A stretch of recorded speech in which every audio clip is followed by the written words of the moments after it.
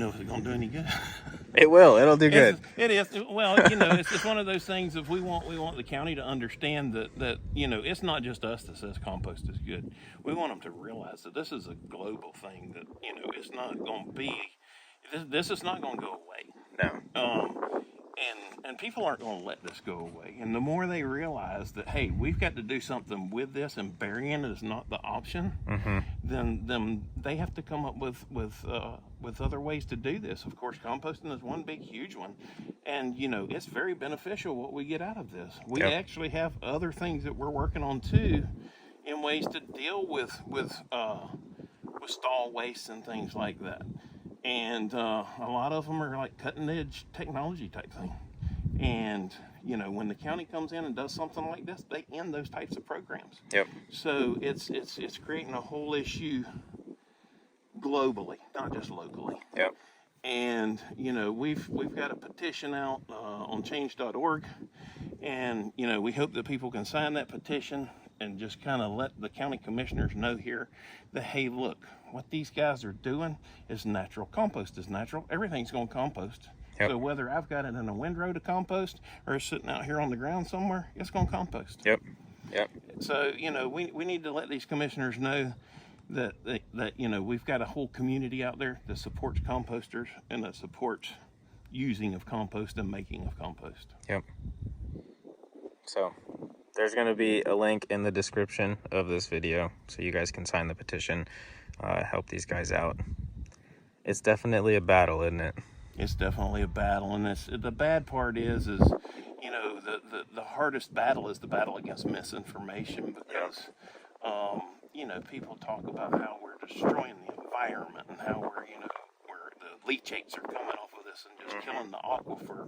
Well, we follow best management practices from the Florida Department of Ag. We have rules and regulations we follow from DEP, and we don't just follow them, we actually go above them, because this isn't my neighbor's water, this is my water too. And what we're doing is actually protecting the water, but they scream that we're killing the water. And the biggest thing is the ones that are screaming the loudest are typically people that have an ulterior motive. We run across the people. I had somebody call me this morning. She says, we'd love to support you, but if we do, they're just going to rake us through the coals at the church and everything else. So we just have to be quiet about it. And it's crazy because, you know, it's insane. Nobody wants to stand their ground anymore. Nobody wants to stand their ground. So we ask people just to give us a hand and help us out with this change.org. Yeah, what I tell you the other day, what's good will be called evil and evil will be called good. And it's biblical. It definitely is. We got to save the compost. What's the story? So it's a long story, actually. It's a complicated story. The story starts out with, you know, we've been composting for over 14 years here, and we started out composting strictly agriculture. We used it on our own crops. We've grown sesame, watermelons, peanuts, various types of grass seed, oats, rye, millet, everything, pretty much everything you can name, we've grown with it. And we've done tests, and we know of the yield increase and everything else that, you know, that we get with using compost with our crops, and also the decrease in the amount of chemicals and herbicides, pesticides, and commercial fertilizers you have to use. So for us, it was the fact that, you know, we enjoyed using the compost, and we wanted to be able for other people to be able to use the compost as well.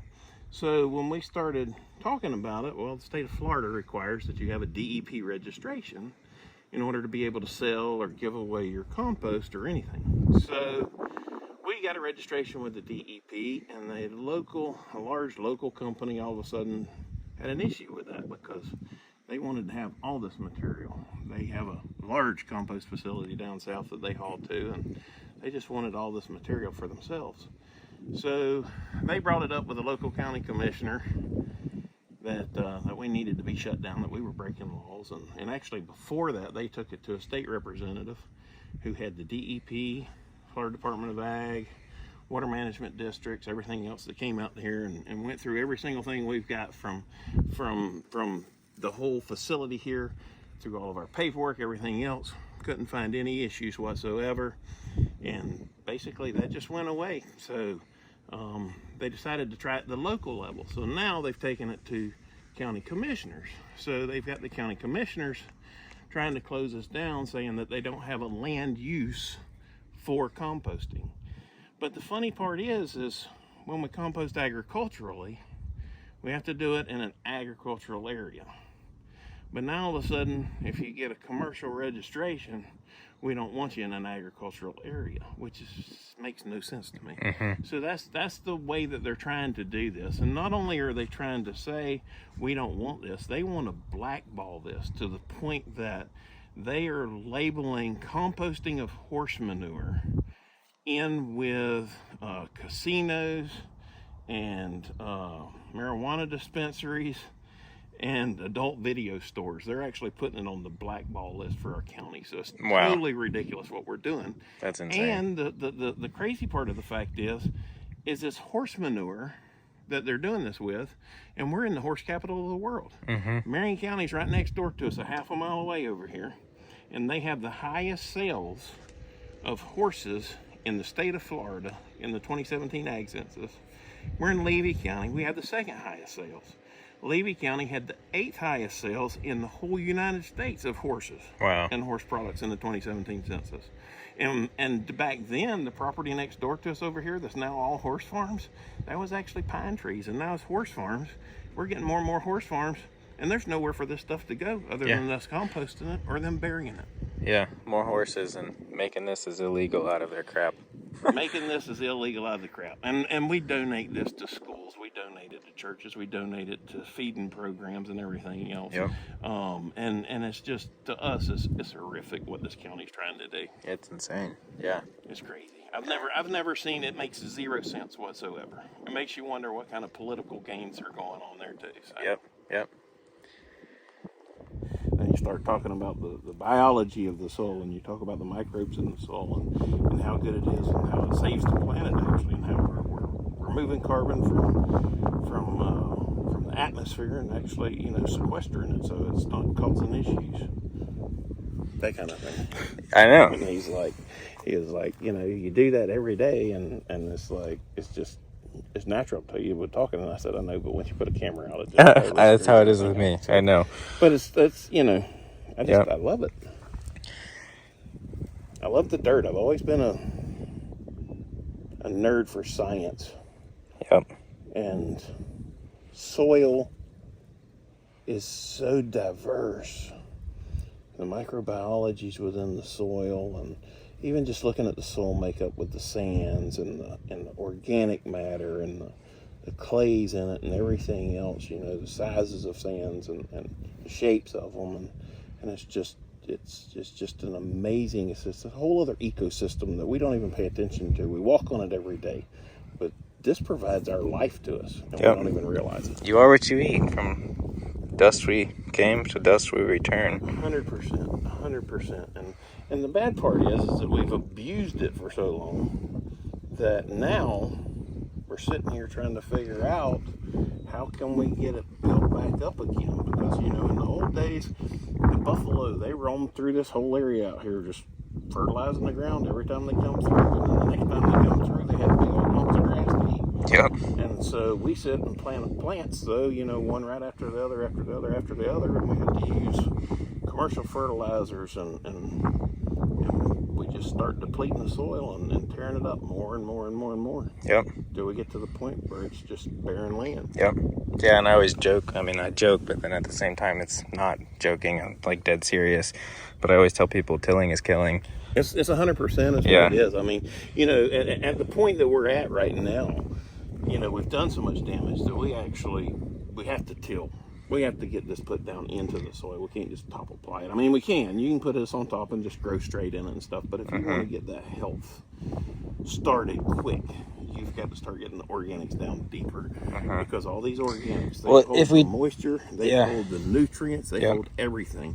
And it all needs to be right in the root zone right there.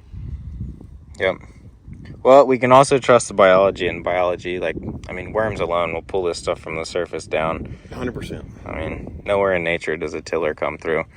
Right, and the thing is what we don't understand is we even, we don't give credit to is we have grasses like, Bahia grasses actually, their roots go over 16 feet deep. Yep. So they're pulling nutrients from down 16 feet up to the top surface where we need them at. Yep. And if you work with the plants instead of against them, then you're ahead of the game. You start saving on chemical costs and fertilizer costs and everything else, and you realize you can grow a healthier food and not have near the amount of input with pesticides and herbicides and fungicides and commercial fertilizers. Yep.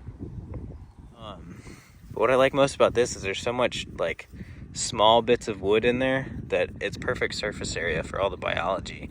It's like once this compost goes down in the garden as a like ground cover, not getting tilled in, there's still so much that the soil can benefit from. Like, this is nothing but food for the soil.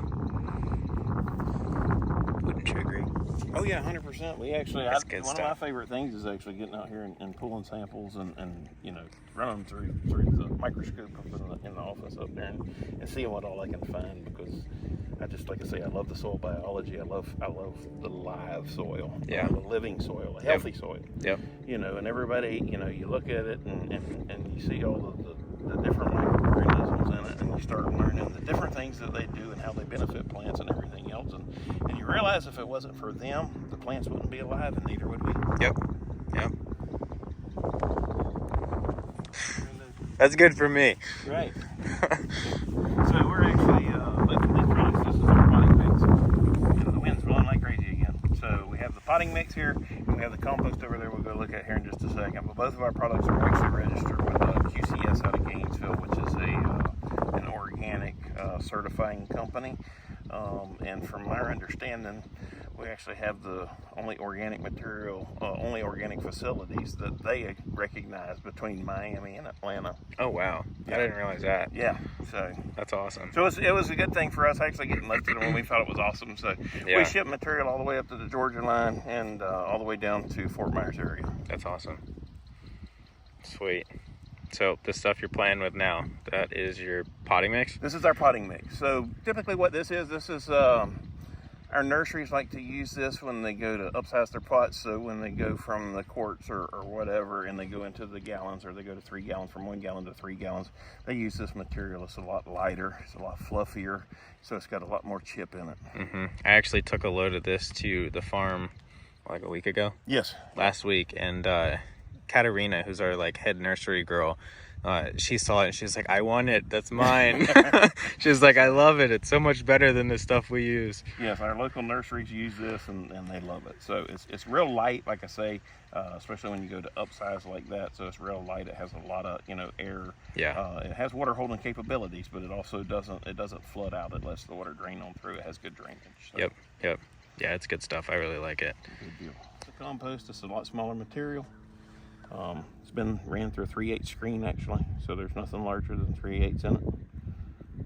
Every now and then you'll find a little piece of stick or something, but but other than that, it's a very clean material. Most of our nurseries take this, and every single nursery does something different, but yeah, a lot of them will take this and mix a little bit of vermiculite or perlite or whatever, and they make their own custom blends kind of thing, but this is their base for what they use. And I've got a lot of them that actually use this straight as a starter mix. Oh really? So yeah, nice. I've got a lot of them that do, and a lot of them mix a 50-50 with peat and use it for a starter mix. Yep. Yeah, I actually mixed up a new seed starting batch, and I actually used the potting mix just because that's what I had. Right. But yeah, I cut that about 50-50 with peat, and then used all my other biological seed starting mix recipe. I've got like this whole fancy recipe I've done over the last like 7 years, and so I just cut it with the compost. Right. But there you go. Stuff's coming up looking good. That's one of the things that we find is we find all the other soils that we're seeing when we go to these nurseries and stuff. It's like it looks like somebody took a bunch of sticks and threw it in a bag. And it's like it's nothing but a pot full of bark. That's pretty much what it is. And that's what we're getting at the nursery now. And I'm like, what the heck? Yeah, that's what we've been finding too. So typically when we show up and then they realize that we're actually cheaper, and we've got a product that actually works better for them, and you know, and we're local and everything else, they're like, oh yeah, we're on board. I mean, like I say, we ship all the way, even now at this point, to the Georgia line and down to near Fort Myers. So we've got quite a few starting up around the Popka even. So. Oh, nice. That's awesome. Well, I love this stuff. I can't wait to grow more stuff in it. We love it too.